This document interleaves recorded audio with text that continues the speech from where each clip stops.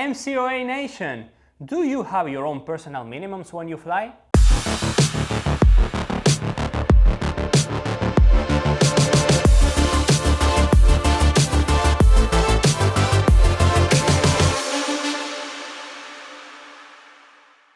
What's up, MzeroA Nation? It's Martin here. I'm with Matthew today, and we would like to say that everyone should have their own personal minimums. It doesn't just apply to new pilots.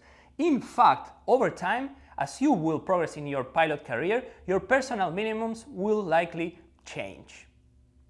Matthew, what are the factors that affect your personal minimums? Well, I think when we talk about personal minimums, we often talk about weather. What are the winds? What about the ceiling? But there are other factors that we should also consider when we're talking about our own personal minimums.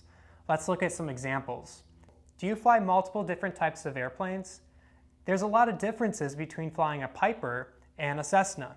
That can lead to a negative transfer of learning, and we may want to adjust our personal minimums accordingly.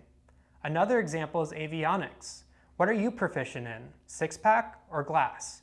These things can definitely factor in when we're talking about our personal minimums, especially when it comes to IFR operations.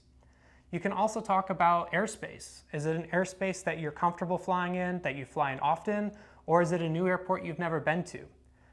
These are things that we should definitely consider when we're talking about our personal minimums.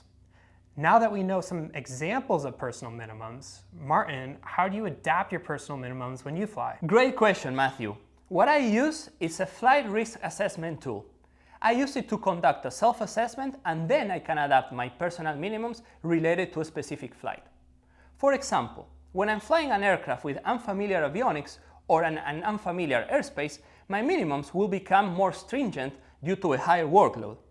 On the other side, when I'm flying on a perfect VFR day in an airplane that I frequently fly, my minimums might become more relaxed because my workload decreases with my proficiency. As we become more proficient in our aircraft and airspaces, it is very important to look back to our personal minimums and adjust them as our proficiency changes. Remember, personal minimums are just set values, but they're also variable as we learn as pilots. When talking about risks of a flight, it's always important to identify these risks and adjust our personal minimums accordingly. Let us know in the comments below what are some things that you consider for your own personal minimums. And remember, a good pilot is always learning.